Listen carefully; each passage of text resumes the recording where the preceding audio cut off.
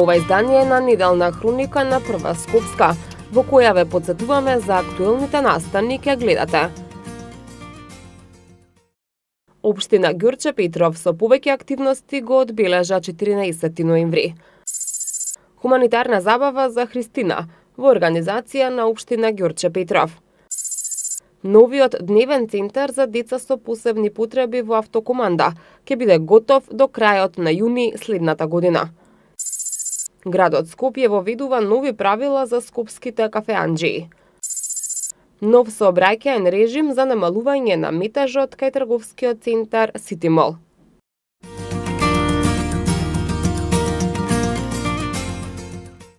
Денеска во Домот на култура Илинден се отвори ликовна изложба на слики од третата меѓународна ликовна колонија во Радовиш Свети Георги.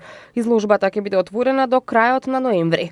На колонијата биле насликани 50 слики, а на изложбата се представени над 43 слики од 17 автори од земјава и од странство, создадени за време на овогодинешната ликовна колонија што се одржа во манастирскиот комплекс Свети Георги во Радовиш. Ми представува огромно задоволство што по трети пат ќе бидеме гости во општина Илинден со представувањето на уметничките дела кои се реализирани на самата колонија.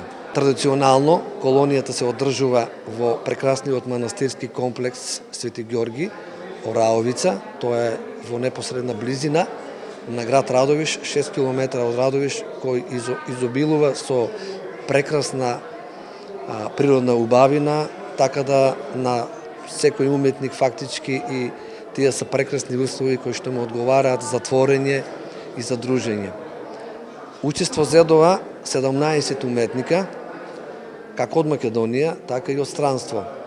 Имаме уметници од Бугарија, Црна Гора, Србија, Монголија, 6 уметника од странство, имаме 4 уметници членови на Сдруженијето на ликовните уметници на град Радовиш и 7 уметници од другите градови на Македонија. Изработени се неде околу 50 на дела, меѓутоа денес на самата изложба се изложени 43 дела. Изработени во маслена техника, акрил на платно и комбинирана техника, масло и акрил. Посетителите на изложбата имаат можност да видат повеќе дела од домашните автори како Крсте Тарабунов, Душко Коцев, Новица Трајковски, Ангел Коруновски, како и од гостите од Турција, Србија, Бугарија, Русија и Монголија. Меѓу нив најмногу се издвои ликовниот уметник Летив Намдаг Жакчивин. Изложените дела во Домот на култура Илинден беа создавани во периодот од 28 мај до 3 јуни. Чест ми е да кажам да 2 пати сум учествувал и имав прилика да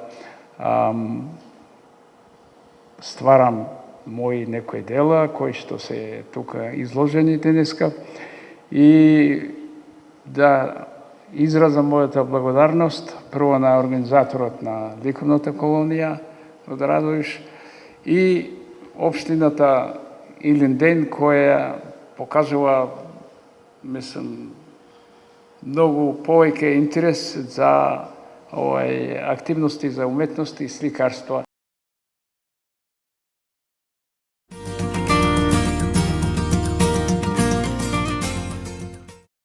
Со повеќе манифестации, општина Ѓорче Петров денеска го одбележува ослободувањето на општината под мотото Скопје слободно, Ѓорче гори. Во рамки на целодневната свеченост беа застапени повеќе активности, кои започнаа со свечена церемонија во Реунскиот парк и положување цвеќе пред споменикот на паднатите борци од Народно-ослободителната борба. Свежо цвеќе положи делегација предводена од градоначалникот на општина Ѓорче Петров Александар Наумовски, кој истакна дека покрај со оваа свеченост на Сојузот на борците од општина Ѓорче Петров, општината ќе им помага и со формирање на паричен фонд наменет за нивните потреби. Веќе во програмите на буџетот на општина Ѓорче Петров обезбедиме средства за непречено функционирање и основање на општинска организација на Сојузот на борци, имајќи во предвид активноста и на постојното здружение за почитувачи на Народно-ослободителната борба и дополнително за неколку преживеани борци кои што се уште се живи, за да можеме на младите генерации преку тоа здружение со помош на општината, преку едукативни сесии да го продолжиме и ги продолжиме идеалите на народно-ослободителната борба и формирањето на модерна Република Македонија. Во рамки на одбележувањето на Денот на ослободување на општина Ѓурче Петров, во Домот на културата се одржа и детскиот фестивал Соната, а со натпревар во мал фудбал почит на борците од народно-ослободителната борба им оддадоа и дел од вработените во општинската администрација. Одбележувањето продолжува во текот на вечерните часови. Вечерва во Домот на културата ќе се одржи хуманитарна забава, на која ќе настапи диџеј Бабура јуниор. Да ги повикувам сите наши сограѓани да дојдат на овие настани, да не посетат и символично да донираме некои средства за Христина.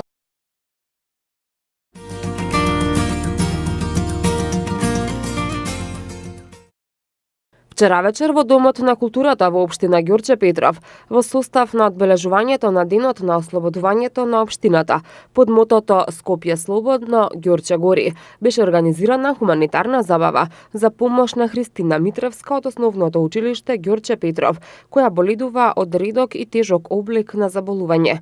Општината и претходно со организирање на хуманитарни забави, но и со доделување на парична помош и помагаше на малата Христина. Денеска е 14 ден на ослободување на Ѓурче. Мотото на овој настан вели Слободно Скопје, 13 Ѓурче гори. Денешниот ден е цел ден посветен со различни активности, почнувајќи од 11 часот со полагање на цвеќе пред паднатите борци. Потоа веднаш се премина во Домчево, каде што сме сега. Имаше активности за најмладите, тоа беше Соната, детскиот фестивал, и распишан литературен конкурс за учениците од 1 до 9 оделение, на кој градоначалник подели пригодни дипломи и поклони за прво, второ и трето место. Веднаш потоа, во соработка на малце постарите, се направи турнир во фудбал, во кој што учествува општинска администрација и полицијата. Имаме една забава за сите возрасти од 20 до 23 часот, се со цел за помош на малата Христина, која е ученичка во основното училиште Ѓурче Петров. Боледува од специфична болест и ние, како дел од општината, ова е трети пат во кој што помагаме за успешно нејзино лекување. Сега следува следна операција и оваа забава посветивме за најмладата и за онаа за која што најмногу е потребно. Христина е денеска меѓу нас, а меѓу нас е и многу кои сакаат да помогнат, но и да бидат од оваа прослава за 14. Лекувањето на Христина се уште е неизвестно, иако таа е поканата во Вашингтон на бесплатна експериментална диагностика, со цел конечна диагноза на незината состојба. Семејството на Христина не е во можност да ги обезбеди потребните парични средства за превоз и престој во Соединетите Американски држави. Затоа помош бараат од хуманите граѓани. За какова болест станува збор, кога е диагностицирана и какви се вашите очекувања? Вака сега, ние со Христина после 8 години се дозна диагнозата во Америка. Сега се надеваме на подобрување. Од јануар да почнат со лекувањето. Станува за долготраен процес или? Да, долготраен, да. Значи не станува збор за операција, туку за подолготраено лекување? Уште не се знае, немаат официјална. Колку средства се потребни? За сега потребни ми се само за патните трошкови и сместувањето. Затоа што она уште се води во Америка, во таа болница и треба уште испитување, уште така. Само знаеме дека со тешка болест е. Она има 11 години, како што ни кажа. Уште 2 месеца, 12. Може ли Еве да ни кажете дали се соочувате со проблеми околу незината болест, со какви све потешкоти се соочувате секојдневно? Па Бога ми, тешко е. Јас како мајка тешко е, трчи на работа, детето да си го гледаш, напади, сега со инекции, па многу тешко е. Значи, покрај проблемот со висината, има и други. Да, секојдневно со температура сме ние. Секој ден со болки сме. Го замолувам македонскиот народ колку може нека донира за мојата ќерка, барем да има надеж, понатака да имаме надеж за нејзиното лекување. Христина е паметна 12-годишна девојка. Иако кога ќе ја видите, ќе помислите дека станува збор за 3-годишно дете.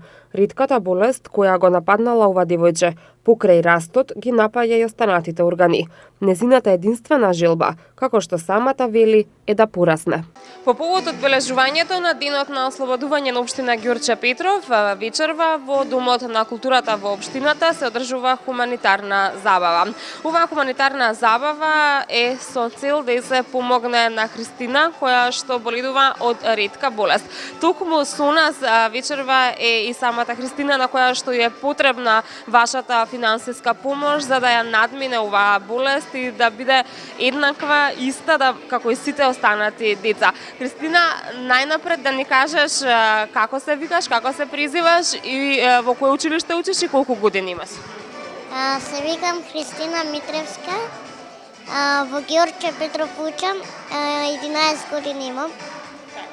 Може ли да ни кажеш каква помош ти е потребна и колку средства се потребни за твоето лекување? За да пораснам Каде ќе се изврши лекувањето? во Америка. Кога треба да заминеш? 18 јануар. Дали се собрани потребните средства до сега? Не. Вие имате отворено и телефонски броеви, телефонска линија за донирање. Може ли на нашите гледачи да им ја кажеме бројот на телефонската линија за да донираат? 143 502. Тоа е од ВИП. А на T-Mobile? 143 133. Имаш ли една порака за крај до нашите гледачи за да донираат сите и да ти помогнат? Многу да ви помогнат за да порастам. Јас се надевам дека гласот на ова сладко девојче ќе допре до вас и ќе ги земете телефоните во вашите раце, ќе го завртите бројот и ќе донирате за да може, како што самата вели, да порасне.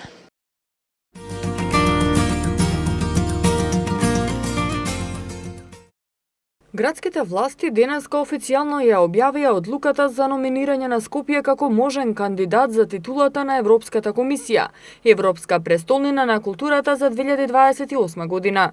Сите активности на градот или во градот, како што е реновирањето на универзална сала, ќе бидат насочени кон целта Скопје во 2028 година да биде Европска престолнина на културата, рече градоначалникот Петре Шилегов и додаде дека искуствата од досегашните престолнини покажуваат дека за секое вложено евро, градот добива назад 8 евра. Добивањето на оваа титула, како што рече Шилегов, ќе значи зголемен број туристи, препознатливост и поголем развој. Оваа апликација е доказ за нашите заложби, за дека Скопје треба да е европски, модерен град, каде што вистинските културни вредности ќе бидат на највисоко ниво. Речи си да нема главен град на Европа кој што не бил кандидат за овој престижен европски статус. Да се биде Европска престолнина на културата не значи само богата програма на настани, туку и заграбување и оживување на нови културни простори. Тоа е потврда на културната различност на Европа и илустрација за тоа дека културата обединува и дека истата не знае за граници. Искуството од досегашните престолнини, а кое што со Пловдив можеме да го споделиме, покажува дека за секое вложено евро градот добива назад 8. Токму затоа оваа титула ќе значи зголемен број на туристи, препознатливост и поголем развој. 2027 година брзо ќе дојде и ќе помине, но она што како град ќе го добиеме и ќе остане како негово наследство, ќе трае со години и години потоа. Кога ќе биде објавен повикот за кандидатура во 2021 или во 2022 година, ние ќе треба да поднесеме апликација која е сложена и во која ќе треба да бидат одговорени многу прашања, кои експерти од Европската комисија ќе ги разгледуваат и преку процес на селекција ние ќе докажеме дека заслужуваме да ја добиеме титулата. Експертите препорачуваат најмалку 3 до 4 години пред време да се почне со подготовките и еден од критериумите за успех е тоа да не биде кабинетска програма, туку програма која навистина многу ќе му значи на градот. Скопје и неговите граѓани, Скопје и неговите културни работници ќе сторат се оваа наша апликација да стане реалност. Тимот предводен од Роберт Аладјозовски, како стратешки координатор на оваа активност, јас искрено верувам дека во 2027 година Скопје ќе може да го наречеме Европска престолнина на културата и ќе се брои во редот на градовите како што се Ливерпул, Даблин, Амстердам, Мадрид, Истанбул, Копенхаген, Пловдив и други европски градови. Сите заедно да вложиме што е можно повеќе да успееме оваа апликација, оваа престижна награда да стане дел од скопската иднина и да стане дел од скопското наследство. Роберт Аладјозовски, координатор на тимот Скопје, Европски град на културата 2028 година, ќе соопшти дека иницијативата и подготвителните активности за кандидатура се почнати од 2014 година, а одлуката е донесена дека со сигурност за 3 години од сега ќе се кандидираме.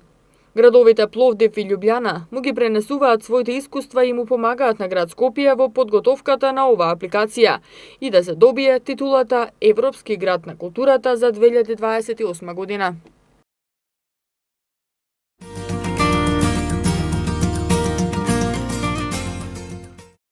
Од коалицијата за чист воздух од владата бара итно вклучување на справување со загадувањето во буџетот за 2019 година или оставка.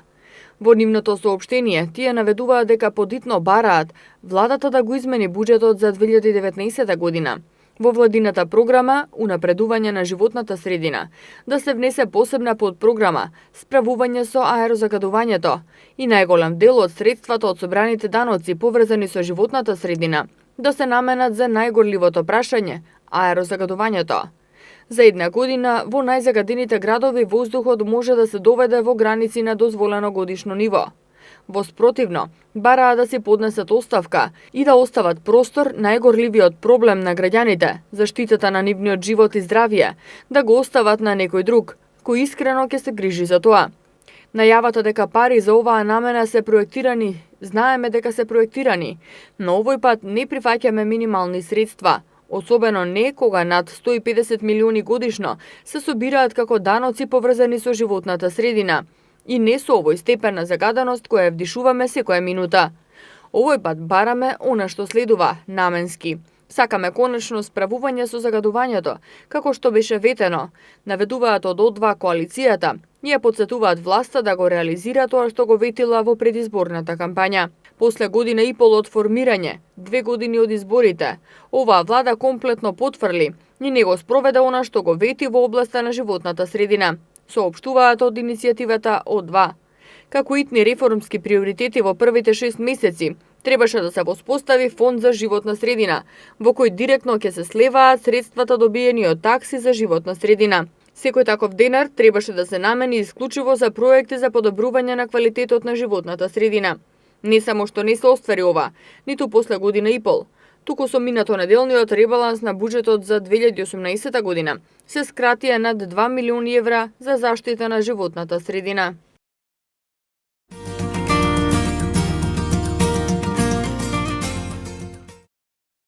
Град Скопје ги известува сите граѓани дека во согласно со одредбите за присилна наплата и обврските кои произлегуваат од Законот за даноци на имот, започнува постапка за присилна наплата на неплатените обврски по основ на годишниот данок на имот за 2013 година, а заклучно со 2017 година.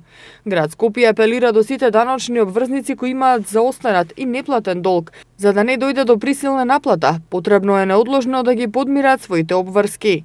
Со цел да се избегнат непотребните блокирања на сметките, доколку се увиди дека постои платен, но нерегистриран долг, даночниот обврзник може да се јави, односно лично да дојде во просториите на град Скопје, барака 16, секој работен ден од 7:30 до 16:30 часот.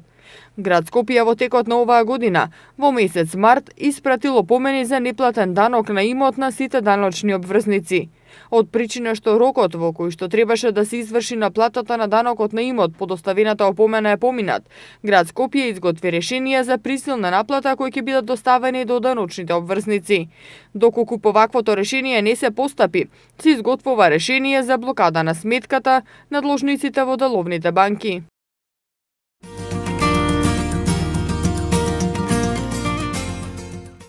Европската банка го одобри заемот од 10 милиони евра за купување на 35 екоавтобуси, кои треба да возат низ улиците на Скопје. Станува збор за автобуси со најмодерни мотори со Евро 5 стандарди и треба да ги заменат старите дизели со Евро 2 стандард. Проектот има за цел да ги подобри и модернизира автобуските линии во Скопје.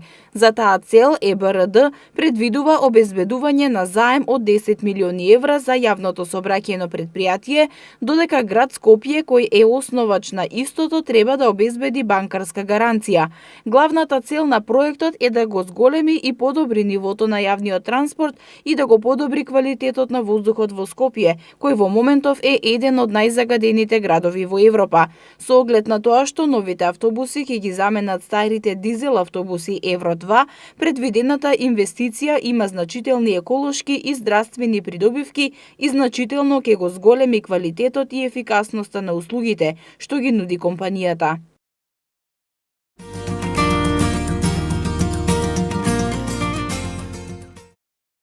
Високо ниво на PM10 честички во воздухот мерните станици покажуваа и синоќа. Според мерењата и резултатите објавени на страната на Министерството за животна средина и просторно планирање, во центар концентрацијата на воздухот со PM10 честички изнесуваше 119 микрограми. Загаден воздух и високи концентрации има и во Миладиновци и Бутел, каде што се измерени 118 и 114 микрограми. На листата на табелата први со највисоки концентрации на PM10 честички во воздухот се Карпош и Ректорат, каде што се измерени 142 микрограми и 156 микрограми на метар кубен.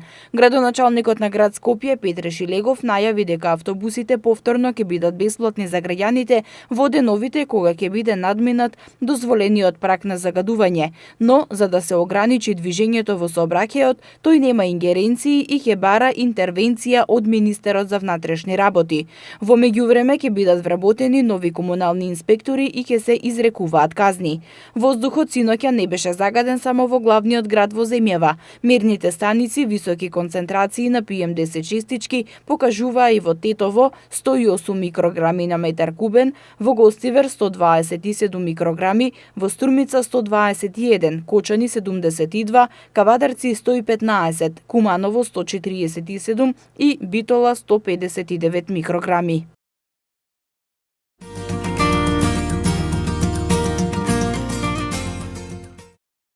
Утре почнува да важи обврската за задолжително поседување зимска опрема во возилата, која ќе трае до 15 март следната година. Републичкиот совет за безбедност на сообраќајот на патиштата денес упати апел до возачите да бидат одговорни и да ја почитуваат законската обврска. Иако временските услови се уште се стабилни, сепак во наредниот период се очекуваат минусни температури, особено во раните утрински и доцни вечерни часови.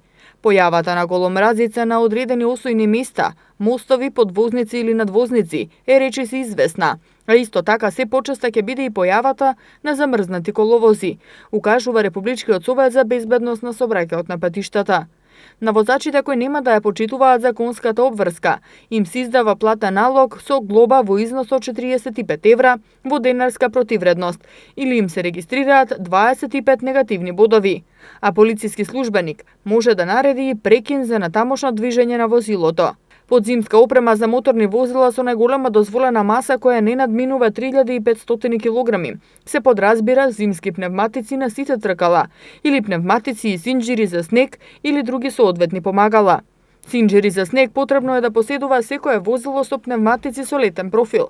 И при тоа, во случај кога возилото е во постојан погон, синџери за снег треба да има најмалку на задната осовина. А во случај на преклоплив погон, синџери за снег треба да има најмалку на постојано вклучената осовина.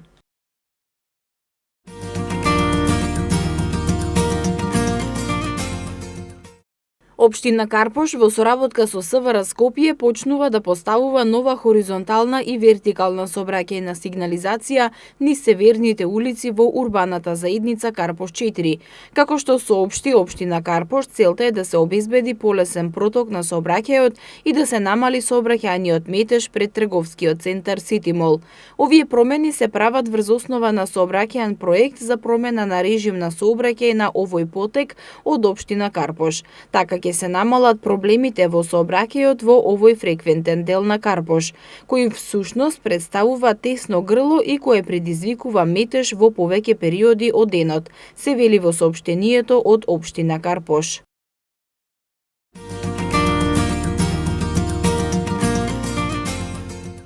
Општина Газибаба е во завршна фаза со проектот за изградба на новиот дневен центар за деца со посебни потреби во Автокоманда. Градоначалникот Борис Георгиевски имаше средба со министерката за труд и социјална политика Мила Царовска и заменик постојниот представник на UNDP во Македонија Нарине Сахакијан, на која се разговарало околу финализирањето на проектот. Како што информираше градоначалникот Георгиевски, тој центар треба да ги згрижи сите дечиња со посебни потреби од Скопје. UNDP за овој проект донира средства во износ од 33.700 евра, а остатокот од средствата ќе ги обезбеди Општина Газибаба заедно со Министерството за труд и социјална политика. Општина Газибаба веќе го изготви и основниот проект кој што е во завршна фаза и веќе предаден на UNDP, а они како организација кој што веќе ќе го реализирам е во подготовка на изготвување на тендерот. Очекуваме после новогодишните празници да сите подготовки околу делот на она што представува техничка документација и тендерска документација заврши и после новогодишните празници би отпочнали со изработка на дневен центар. Георгиевски додаде дека дневниот центар треба да биде готов до крајот на месец јуни следната година и ќе се простира на површина од 140 метри квадратни. Центарот ќе биде новокатче со сите стандарди за деца со посебни потреби, а на местото каде сега се наоѓа во детската градинка во Железара, ќе се добие простор за нова современа детска градинка, која ќе работи во 2 смени. Градоначалникот истакна дека ова се прави со цел да се овозможат подобри услови за децата со посебни потреби, а од друга страна, сместувачките капацитети за децата во градинките да се зголемат.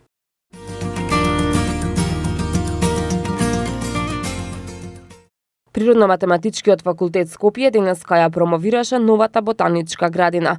Како што соопшти деканот на факултетот професор доктор Ицко Ѓорговски, оваа градина е од исклучително значење за образованието на студентите идни биолози.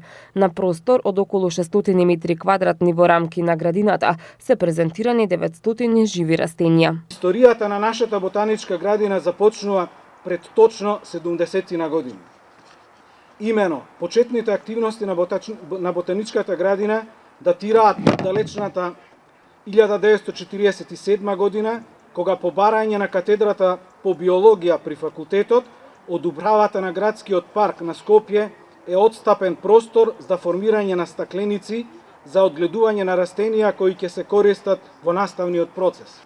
Целиот тој простор тогаш зафаќаше површина од 14 хектари и планирано било тој да представува единствен природен комплекс околу зградата на ПМФ издвоен од градската населба. Меѓутоа, со изградбата на зградата на Институтот за хемија и монтирањето на бараките на Општина Газибаба, овој простор е значително нарушен и намален. Сепак, со залагањето на Природно-математичкиот факултет во периодот 1958-1968 година е оформен еден простор со површина од околу 6 хектари, составен од 3 главни комплекси на системски флорни полиња. Координаторот на проектот, доцент доктор Рената Кјуштеревска, вели дека посебно интересно тоа што во ботаничката градина се врши редовна продукција на растителен материјал за различни потреби, како вежби на студентите за обновување на семенската збирка и за научно истражување. Дополнително со заеднички напори на ПМФ со фармацевскиот факултет изграден е простор за одгледување на лековити растенија од територијата на Република Македонија. Ние не застануваме тука. Направивме голем исчекор со овој проект и следно што ни е потребно е обезбедување на човечки ресурси кои ќе се грижат за одржување на ботаничката градина. Понатаму наши цели ќе бидат обновување на објектот за ендемични растенија, како и изградба на други стакленици кои ќе имаат соодветни услови за различни потреби на растенијата. Ќе создадеме убаво уреден простор за сите љубители на природата пред се растенијата, ќе се поврати функцијата на ботаничката градина во едукацијата на учениците и студентите. Природно-математичкиот факултет денеска на самото отворање на ботаничката градина додели и благодарници на фирми и поединци кои дале свој придонес во изградба на градината.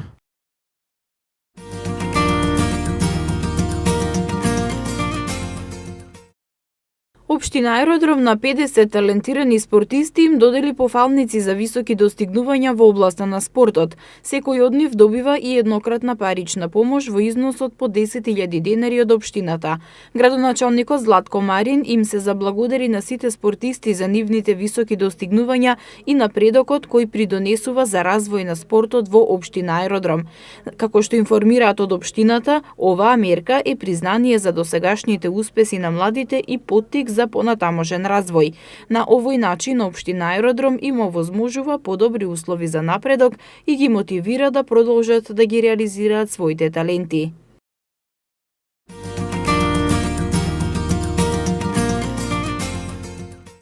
Од следната зима, скопските кафеанџии ќе треба да плаќаат дополнителни 15 денари за квадратен метар за јавна површина на која ќе ги постават за стаклените тераси. Тоа ќе им биде давачка плюс, покрај надоместокот за поставување урбана опрема, која го плаќаат и сега. Тој надомест, според законот за комунални такси, се движи меѓу 5 и 15 денари, во зависност од атрактивноста на локацијата. Оваа одлука ја донесе Советот на град Скопје со цел да се стави ред во поставувањето затворени тераси. До сега собствениците на локали кои имаа маси и столчиња и надвор од објектите на јавните површини низ градот, терасите ги поставуваа на диво. Одобрение имаа само за поставување на опремата, но не и на монтажните конструкции. Новата одлука ќе се применува само во зимскиот период од ноември до март, а ќе започне од идната зима за да им се даде на дуќанџиите период на приспособување.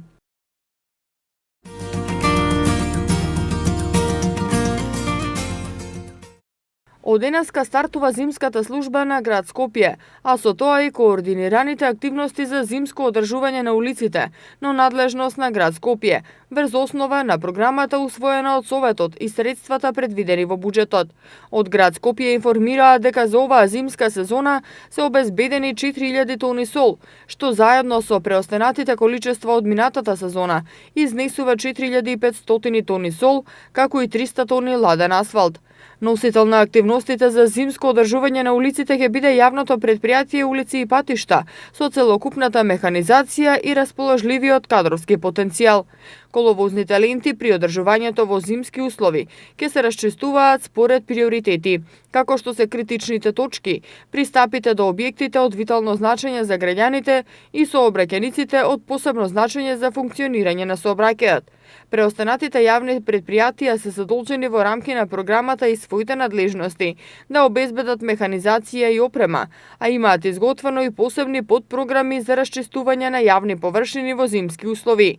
Кризниот штаб посебно апелира до граѓаните, урбаните заедници, куќните совети и претпријатијата благовремено да преземат мерки за отстранување на возилата од коловозите, расчистување на пешачките приоди, приодите до објектите и покривите на објектите. Тоа беше се што ви подготвивме за ова издание на неделната хроника. А вие и понатаму следите ги неделните прегледи на вестите.